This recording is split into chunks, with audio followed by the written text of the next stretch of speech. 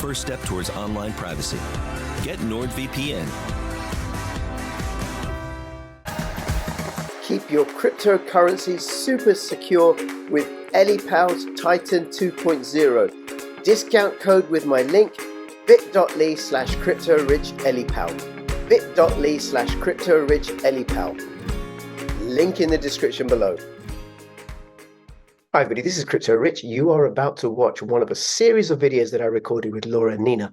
Now with Laura, I did a 2-hour conversation, which is on her channel, and I shall link to that in the description below. The video that you're about to watch is a portion of that conversation, so I'm breaking it up into several portions, and in each of these segments, I cover different issues. We talk about what I do as a child protection social worker, we talk about home education, we talk about how what I call pedo sweets are still being sold in the children's sweet sections of British supermarkets. We talk about what Bitcoin is and some of the basics of Bitcoin and money. And we talk about why I think the Great Reset is failing. And if you like this section, or if you know anybody who might find it useful, please pass it on to them. One of the ways we can get past the censorship that's going on is by sharing amongst ourselves. Please leave comments, likes, follow me on Twitter, CryptoRichYT, and join my official Telegram announcements channel. Enjoy. You've homeschooled your children though, haven't you? My 16-year-old and my 19-year-old have never been to school. They've been home educated, and the philosophy that we followed is unschooling, which is they just played and played and played and played. And as they got older, they asked for, or we offered them formal instruction. They said, sure. About in the forest, in parks, sand pits, skateboarding, ice skating, horse riding, because he'd work in the stables a weekend so he could get free horse rides and stuff, hanging out with his mates, Lego, card game, Magic the Gathering for days and days and days with his home educated mates. Every day was a school holiday for him. So how did you teach him maths and English, or did you have like a basic instruction? So when did they learn to sort of read and write then? And numbers? They learned naturally. My son learned mathematics by playing Monopoly. They would do Lego, and they'd count their Lego pieces or whatever. Or if they're sharing things out as part of some other play, they'd count it out. We always read to them at night. It was just delicious. I refused to read TV tie-ins or Disney versions. I said, you want the Jungle Book? I will read you the original. I'm not reading that Disney rubbish. Excellent. Right. And so by the time he was 7 or something, I'd read Jungle Book to him twice. The Rudyard Kipling novel is wonderful. It is so wonderful. It's so well read. And the Disney book is just, it's just disgusting, like cardboard. And when he was 8, he said, look, I'm ready to learn how to read. I want to learn how to read. So my wife said to him, well, ring up your mum's friend, your dad's friend who's a teacher. So he goes, okay. He rang up my friend, so I want to learn how to read. And the teacher said, okay, well, make a timetable, practice with your parents. Choose a book you love. He chose Rudyard Kipling's original Jungle Book to learn to read. I think we have a troll on our site. I can't find him, guys. There he is. I've got to block someone. Sorry. Okay. No problem. But it took 15 minutes, on average, 15 minutes a day over 3 weeks. And then he was on his own. He was off. I never had to give him another lesson. So 3 weeks, 15 minutes a day was all it took. And he chose Rudyard Kipling's Jungle Book because he loved that book. That's all it took. So what are kids doing in school? How much of the school day is a waste of time because kids are messing about? Or I remember, being completely bored by botany. I have no interest in it. Completely bored. But it was part of the biology curriculum. I like the animal stuff. I didn't want to do this stuff. No interest in physics and chemistry. Why do I have to sit here? Bored out of my brains. So it's natural. My son's at home. He's 14, nearly 15. It's hard work because I can't afford an everyday holiday, to do things. But he's I teach him to sort of think outside the box. We learn life skills. He gets involved with bits and pieces that we do, shopping and everyday stuff.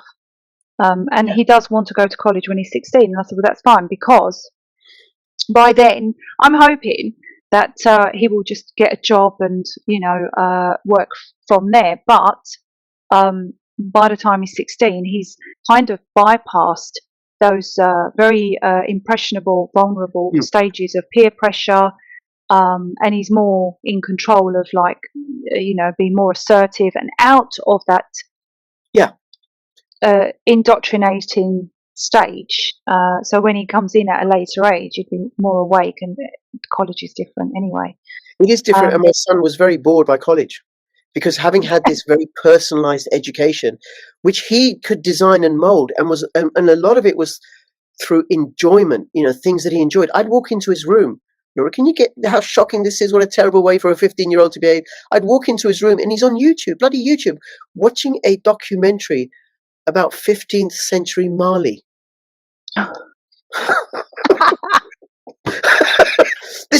I did not expect this from you.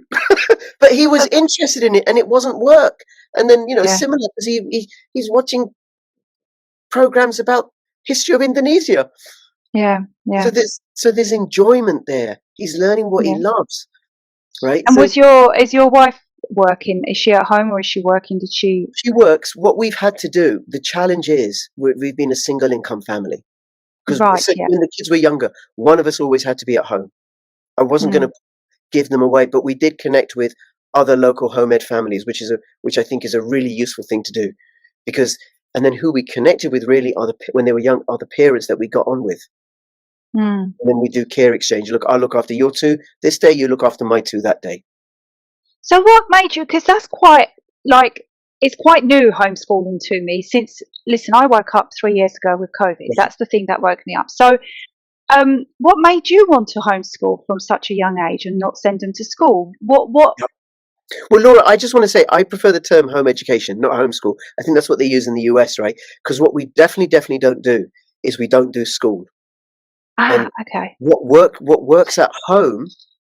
How did you get social services off your back? Home education. How did you get them off your back? I'm not required to tell them. Exactly. That's what I've been doing. Yeah. No. Well, what happened was my son had an accident. My wife took him to hospital.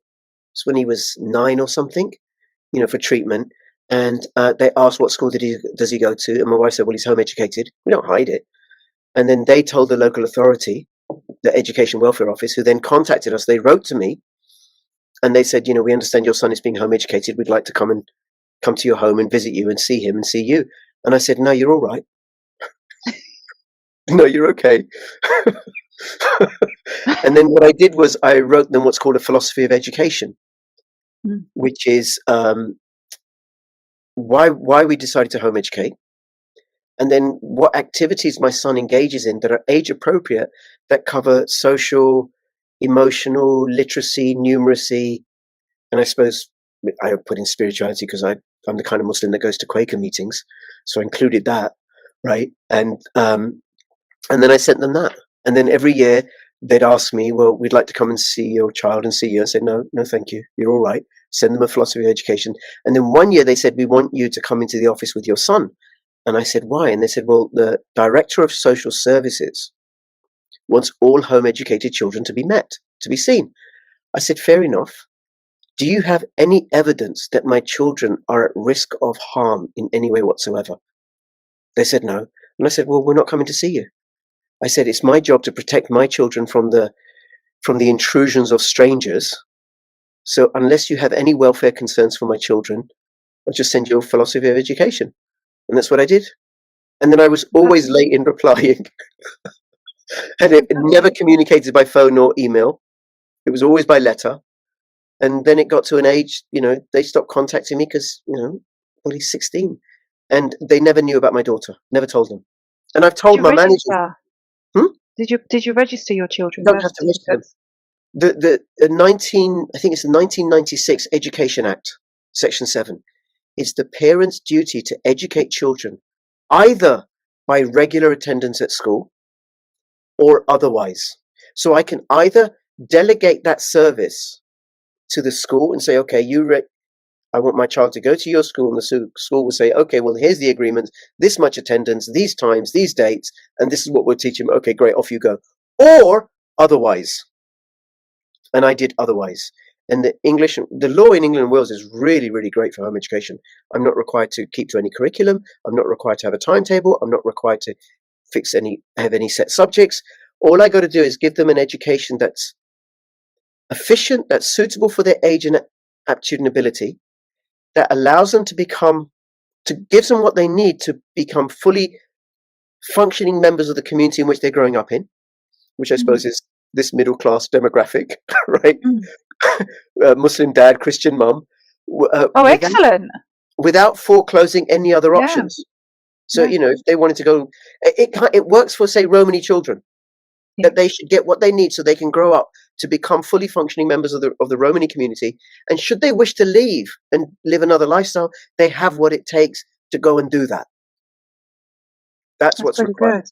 That is really good. But did you register your children's birth certificates? Like, did you register them into a system like everybody else did? I did because a lot of this stuff I don't know, I don't fully understand. I'm new to it. Legal fictions, all that business. I'm still learning about it. Don't worry. Don't stress yourself with that at the moment. That's really, really interesting. Actually, that I hope people are sort of taking notes, and for anyone that's worried about home education. Yeah, education otherwise is a great website. edyourself.org, a great website for information. And there, go connect with other home educators in your area. That's a really, really, really useful resource. And for children with young parents, the parents need the support of the other home educators. The children are fine. It's the parents that need the support. And then later on, as the children get older, well, the children just get to play with. It's hard because parents have got this idea that you have the child, and when they get to 3.5, you start fobbing them off in nursery, preschool, and then nursery, and then I can't wait for when they go to full-time school so I can. I mean, look, this is some of the areas that you're around. Parents don't even get out of their pajamas. They go to school in I've seen this, in their nightgowns and slippers. I've actually seen this. And they drop their kids off, and I'm mortified. And they go back home in their pajamas and nightgowns and slippers. And that's their life. Yeah, there is a phenomenon, a term within social work called normative abuse, which is where we take on practices that are abusive but have become normalized. So we don't see the harm that they do. So, for example, formula milk. We were told that was at least as good as breast milk. So people took on that, and it's not. It just isn't. Just isn't. But it's taken time. Meanwhile, for I don't know how many years, right? So I consider putting children in nursery, giving children away before the age of 7 to non-familial strangers. I consider that normative abuse. We are the only mammals that do that. The attachment phase in human beings is 0 to 7, about 7, and it ends, right? Chimpanzees do not. So you're an infant for 7 years in terms of attachment science. Chimpanzees do not give away their attachment, their infants within the attachment phase to some other non-familial group. They don't do that. You hold on to your own during attachment, and at the end of attachment, children naturally begin to move away. Their immune system has matured, their brain has developed to a certain level, they're able to generate their own antibodies, the adult teeth start coming in, they lose the ability to suckle on the mother's breast, and they're ready to move away. So you've got to at least hold on to them till they're 7. So I know about that. So we co-slept. My wife breastfed. I didn't either for 3.25 years each. You didn't chest feed. I definitely did not. I said to my wife at 3 o'clock in the morning, if I would, I could, and then I turned over to go to sleep. One of the unsung benefits of breastfeeding. I can go to sleep. Nothing for me to do. Feed the baby. I'm off to sleep. How long did she do it for? 2.25 years. That's fantastic. Do you know, Laura, I wanted her to do it for longer, but apparently it's not down to me.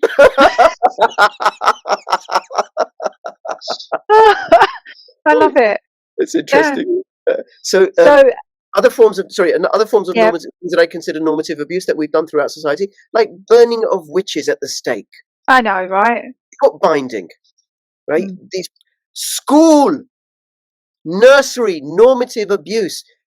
Even because it impairs development.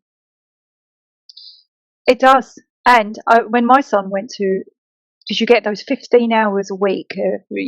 People must be familiar with this now. When your children turn, I think 3.5, they're allowed 15 hours a week free. Or is it 4? I can't remember anyway. So I had the opportunity to. You do it. You just when you're indoctrinated, you do it. You think that's what you have to do. So I put my son in this nursery, and I ended up having a blowout with the nursery because one of the teachers there kept kissing my son on the lips. She was always, yeah, and I just went absolutely ape. And she done it in front of me. She saw me in a supermarket, picked him up, kissed him smack bang on the lips, and I wanted to knock her out. So I put a complaint in, but they protect their own. Oh, she doesn't mean it. Yeah, and it was just like, no, not having this.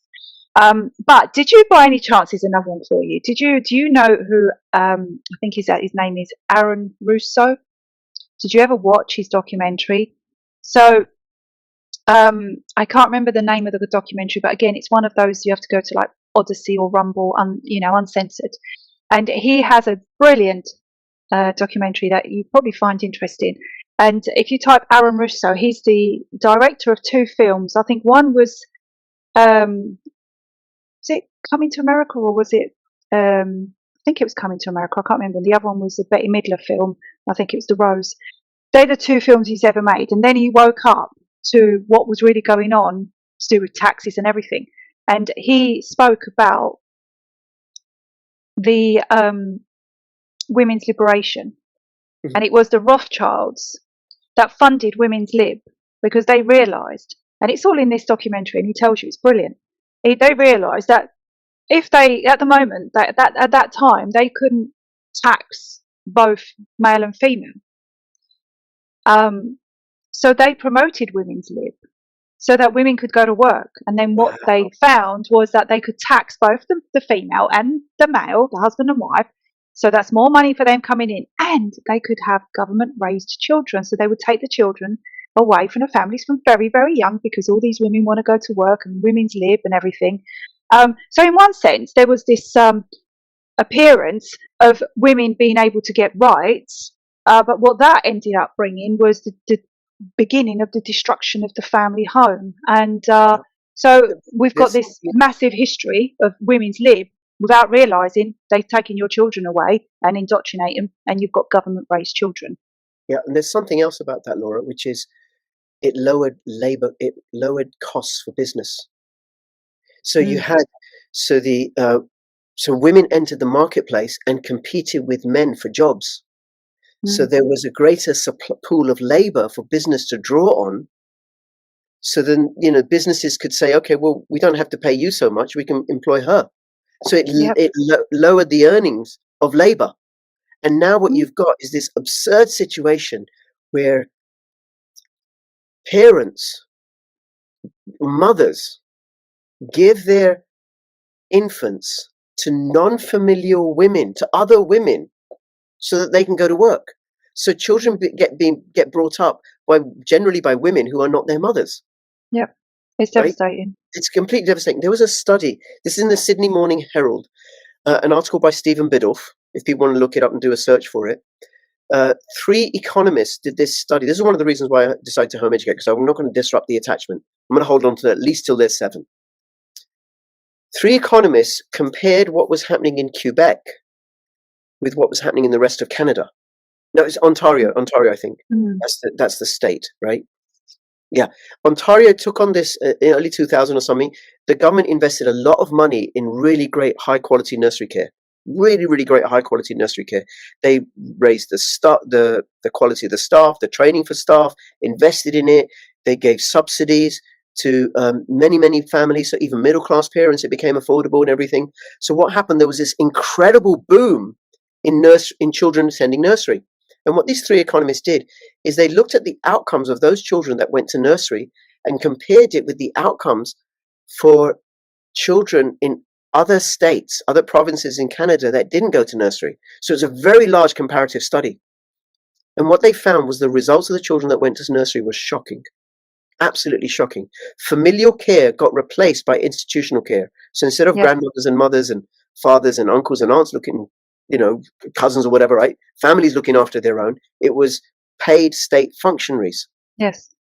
So the much higher rates of promiscuity, lower rates of educational attainment, higher rates of all sorts of dysfunction like drug use, violence, everything. And not just a little bit, but much, much higher, significantly higher. And I was like, oh my God, this is shocking. But the problem with nursery provision and also with school provision, it is this massive self-serving industry. Yep, absolutely. I've got some comments. Just want to put a quick note out there for people that are listening, and especially a lot of parents like myself. Okay, we've all done it. We didn't know. We've been entered into a system which has manipulated us into believing that that's how it's done. That's what you do, and you don't have a choice. And I'm noticing some of the comments. Some of the people here are, suffering. We've all suffered when we don't know. So now, instead of beating yourself up about it, this has to be the time when we make the change going forward. And remember, today in my previous life, I said, don't point the finger. You be the change. Don't blame everyone else. It's down to us to make that change. So let's learn from this. We've all made these mistakes. Let's learn from this and try and teach our kids going forward to try and restore some kind of family unit.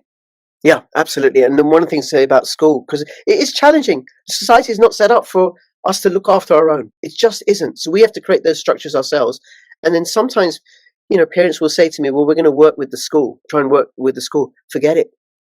Losing battle. It's like if I stand under the shower and I keep using lots and lots of towels to keep drying myself. It's a losing game. No matter how many towels I use, I'm going to keep getting wet. Because the school, people do not know why schools were set up. Teachers do not know. If you are a parent and you got friends who are teachers, or you speak to your kids' teachers, ask them, where were the first schools? Why were they set up? They won't know because teachers aren't taught it. I had to dig it out. It was set up by the Prussian royal family in response to a philosopher called Gottlieb Fichte. Napoleon defeated the Prussians, and the Prussians, the only way they had of getting wealth was through imperial conquest because they had no resources. And Fichte, he argued that if we remove the children from their parents at a young enough age, engage them in meaningless activities that they're instructed to do by state-appointed agents, they will learn obedience, conformity, and compliance. I could put it the other way, right? They'll learn cock. Compliance, obedience, and conformity. Yeah, it's true. Listen, do as you're told without dissent, and be like everybody else. Do you know what year that was, by any chance? It was sometime in the early 19th century, so 18-something. 1806 was when Napoleon defeated the Prussian army. Where I got this from is from the work of really, really great educator, he's now passed away, John Taylor Gatto, Gatto. Gatto. He wrote this. He won New York City Teacher of the Year 3 times. One of his speeches was the 7-lesson school teacher. And I read that and I was like, oh my God, I cannot fault these arguments. He was a passionate advocate for home education and alternative forms of education versus factory schooling, which is what our schools are, just factory schools. Now, how do I test for obedience, Laura? You're at school, right? Yeah.